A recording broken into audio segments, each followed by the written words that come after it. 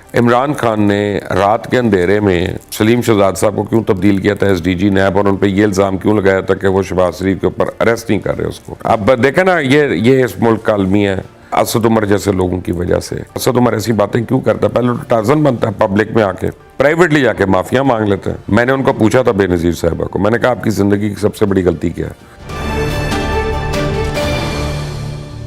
अस्सलामुअलैकुम नाज़रीन, आप देख रहे हैं मुबश्शिर लुकमान यूट्यूब चैनल। मैं हूं हाफिज तबस्सुम। सर, शहबाज शरीफ साहब के खिलाफ नैब केस में जो गवाह पेश हुए थे इसरार सईद, उन्होंने इंकशाफ किया है कि डीजी नैब सलीम शहजाद ने उन्हें शहबाज शरीफ पर इल्जाम लगाने का कहा। सर, अगर इस बात में कोई सच्चाई है तो ये किस तरह के केसेस हमारे मुल्क में बनते रहे हैं, और क्या मुल्जिमान को कोई सजा होगी कभी? अच्छा, अगर ये मैं सच मान लूँ तो सबसे बड़ी बात यह है कि इमरान खान ने रात के अंधेरे में सैटरडे के दिन सलीम शहजाद साहब को क्यों तब्दील किया था एसडीजी नैब, और उन पर यह इल्ज़ाम क्यों लगाया था कि वो शहबाज शरीफ के ऊपर अरेस्ट नहीं कर रहे उसको। ठीक है, और संडे के दिन दूसरे बंदे ने आके चार्ज भी ले लिया था। संडे के दिन नैब में कभी ऐसा नहीं होता, डाइन आउट होती है, ऑफिशियल कमिंग होती है, हैंड ओवर होता है चार्ज, उसको ड्यूटी सौंपी जाती हैं। लेकिन अनसेरेमोनियसली एक शाम को शहजाद साहब अपने घर गए हैं तो पीछे ताले तोड़ के किसी और को उनके कमरे में बिठा दिया और उनका नोटिफिकेशन इशू कर दिया कि आज आप बरतरफ कर दिए गए। ये तो इस्लामाबाद हो या पिंडी उनको भेज दिया था मेरा ख्याल है, और ये किया था इमरान खान ने। अगर ये बात मैं सच मान लूँ तो ये सारी बातें जो हैं ये बेकार की बातें हैं। दूसरा, जो शहजाद साहब को नहीं जानते ना लोग, मैं आपको उनके मुतालिक बताऊँ कि उनका पाँव जो है ना, आधा पाँव वो कटा हुआ है, और वो इस तरह से कटा हुआ है कि उन्होंने सियाचिन पे ड्यूटी दी थी और वहाँ फ्रॉस्ट बाइट हो गई थी, और वो लकीली सिर्फ आधे पैर तक बात आई, पूरी टांग पे नहीं आई। और उसके बावजूद आप उनको देखें तो आपको पता चले कितने सादा से आदमी हैं। तो ऐसे भी लोग हैं पाकिस्तान में कि जो सफ़ेद पोशी में ज़िंदा और रहते हैं, और आप अगर उनकी रिस्पेक्ट नहीं कर सकते तो कम से कम डिसरिस्पेक्टफुल तो ना हो।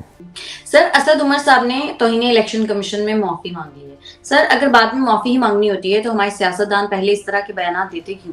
हमारे सियासतदान नहीं है, तुम्हारे अपना सियासतदान है, और तुम्हारी फेवरेट पार्टी है, और तुम्हारी बहन की तरह जो कल टिम हॉर्टन चली गई थी कॉफ़ी पीने, मैं अभी उसकी भी क्लास लूँगा, उसकी तस्वीर चलाऊँगा मैं यहाँ पे। वो क्यों गई है कल? अपनी बहन को मना करो कि टिम हॉर्टन की भी कॉफ़ी है पीने वाली। अब देखें ना, ये इस मुल्क का अलमी है असद उमर जैसे लोगों की वजह से, कि एक तरफ तस्वीर आई है कि टिम हॉर्टन के बाहर लाइन बना के लोग खड़े हुए हैं, और दूसरी तस्वीर है कि राजनपुर में लोग आटे के लिए लाइन बना के खड़े हुए हैं। यानी जब इस मुल्क में इतनी डिस्पैरिटी हो तो कुछ शर्म तो आनी चाहिए ना, कोई हयात होनी चाहिए। असद उमर ऐसी बातें क्यों करता है? पहले तो टार्जन बनता है पब्लिक में आके, प्राइवेटली जाके माफिया मांग लेते हैं।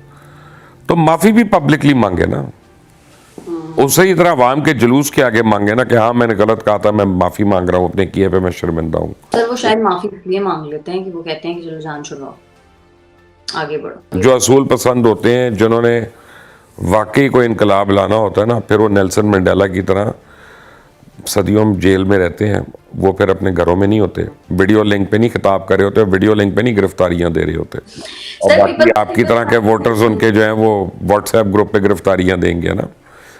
मैं माविश आपको एक बात करता हूँ, चलें, आप क्योंकि इतनी बड़ी इमरान खान की सपोर्टर है ना, इमरान खान से कहें प्लीज़ गिरफ्तारियां करवाए, और कसम है उसको कि पहले अपने बच्चों को बुलवाए, उन तीनों बच्चों का है कि तुम अपने बाप के लिए गिरफ्तारी दो, बुशरा बेगम को गिरफ्तार करवाए, फरा गोगी को गिरफ्तार करवाए, उस्मान बुजदार को गिरफ्तार करवाए, खालिद आरिफ अलवी वो दांतों वाला कीड़ा निकालने वाला जो है उसको गिरफ्तार करवाए, पता चले ना, धूम धड़क्का हो। और ये कही कही मंसूर अली खान ने अपने एक वीलॉग में, मैं सुन रहा था और मैं बड़ा कन्विंस्ड हुआ कि यार ये मंसूर ने बहुत अच्छी बात की है, सही बात की है, आई एग्री विद हिम। अब मैं आपके थ्रू ये मैसेज दे रहा हूँ। सर, पीपल्स पार्टी की बात करते हैं। पीपल्स पार्टी ने पहले पीडीएम से इख्तलाफ किया कि हम ज़िमनी इलेक्शंस में हिस्सा लेंगे, लेकिन उसके बाद उनकी पार्लिमानी कमेटी का इजलास हुआ जिसमें ये फैसला हुआ कि ज़िमनी इंतखाबात में हिस्सा नहीं लेना। सर, ये कंफ्यूजन क्यों है? ये कंफ्यूजन नहीं है, People's Party as a policy elections को बॉयकॉट नहीं करेगी। ये मुझे मोहतरमा बेनज़ीर भुट्टो ने एक दफ़ा कहा था। मैंने उनको पूछा था बेनज़ीर साहिबा को, मैंने कहा आपकी ज़िंदगी की सबसे बड़ी गलती क्या है? तो उन्होंने कहा इलेक्शंस को बॉयकॉट करना। Then you leave the political space. तो वो तो एक नी जर्क रिएक्शन है पीपल्स पार्टी का, जो उन्होंने मोहतरमा की वजह से कह दिया हमने बॉयकॉट नहीं करना। जब पार्लिमानी पार्टी का इजलास, और ये मेरी उनसे बात नहीं हुई है, मैं अपनी सोच बता रहा हूँ, पार्लिमानी पार्टी का इजलास हुआ होगा तो उन्होंने कहा होगा ना पंजाब में हमने कुछ जीतना है, ना हमने KPK में जीतना है। 11 जमातें बॉयकॉट का कह रही हैं, तो हम क्यों मामे बने हुए इमरान खान के, क्योंकि इमरान खान इलेक्शन कह रहा है, हम क्यों उसके साथ मिलें? तो वो उन्होंने इनकार कर दिया। So it's not a confusion, I think it's very clear. Sir Fawad Chaudhry साहब ने सदर मुमलिकत से गवर्नर्स के खिलाफ आईनी कार्रवाई करने का कहा है। सर आपको लगता है कि सदर साहब गवर्नर्स के खिलाफ कार्रवाई कर सकते हैं? सदर साहब सिर्फ दांतों का कीड़ा निकाल सकते हैं और कुछ नहीं कर सकते। अब वो पता नहीं निकालते, अब वो भी नहीं निकाल सकते, वो भी उनकी नर्स निकालेगी।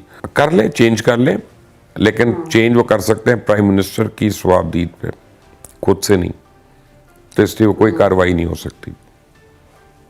सर महंगाई का जिन रोज बरोज बेकाबू हो रहा है, पेट्रोल 20 रुपए मजीद महंगा होने की खबरें आ रही हैं, बिजली भी 4 रुपए फी यूनिट महंगी हो रही है।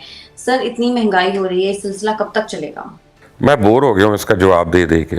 नहीं सर, फिर भी सर लोग सुन, उसकी वजह यह है कि हमारी हुकूमत को पता ही नहीं उन्होंने क्या करना है, ना हुक्मरानों को पता है, ना उनको समझ आ रही है, ना अपने खर्चे उनसे कम हो रहे हैं, ना अब ये प्रेसिडेंट हाउस बेचे ना, प्राइम मिनिस्टर हाउस में होटल बनाए ना, ये गवर्नर हाउस गिराएं, ये GORs गिराएं ना, इनको करें अपना नीलाम करें, अभी आपको 5-7 बिलियन डॉलर आ जाएगा। ये रेलवे की जो लॉस मेकिंग ऑर्गेनाइजेशन है और ये जो औकाफ है, इसके अंदर जो 18-20 बिलियन डॉलर की ज़मीनें, इनको करें ना नीलाम, फॉरेन इन्वेस्टमेंट भी आएगी, डॉलर्स में भी आएगी, डॉलर भी आएंगे। ये क्यों खर्चे पाले हुए हैं? यहाँ सरकारी अफसरों को जो घर मिले हुए हैं, ना अमेरिका में मिलते हैं, ना बरतानिया में, ना फ्रांस में, ना जर्मनी में, ये हमारे मामे हैं, दामाद हैं, सबको घर दिए हुए 20-20 कनाल के। GORs वगैरह को बेचे इनको पकड़ के, ये DCO हाउसेज, ये कमिश्नर हाउसेज, ये सब कुछ जो है, हमें मांगने की क्या जरूरत है किसी से पैसे? अपने खर्चे कम करने को तैयार होंगे, महंगाई ठीक हो जाएगी। ना इनसे तैयारी होती है, ना इनसे कोई प्रिपरेशन होती है। वो एक आता है, वो आके जनरल बाजवा और सारों पे प्रेस कॉन्फ्रेंस करके चला जाता है। उसके बाद वो आंटी मरियम आती हैं, वो अपना दुपट्टा एडजस्ट करती हैं, वो इमरान खान के खिलाफ प्रेस कॉन्फ्रेंस करती हैं, चली जाती हैं। शाम को हमारे टॉक शोज में जो इस पार्टी का है वो उस पार्टी के लिए बोलता है, जो उस पार्टी का उस पर, कोई इस मुल्क के लिए तो बात ही नहीं करता। इनमें से कोई हमदर्द ही नहीं लगता मुझे तो। ऐसा बिल्कुल ऐसा। ठीक है मुबश्शिर साहब, बहुत शुक्रिया आपका आज के प्रोग्राम के लिए। आज के प्रोग्राम से इतना ही। अगर आपको वीडियो पसंद आती है तो चैनल को करें लाइक, सब्सक्राइब और शेयर, और अपनी कीमती राय से हमें जरूर आगाह कीजिएगा। हमें इजाजत दें, अल्लाह ने के पास।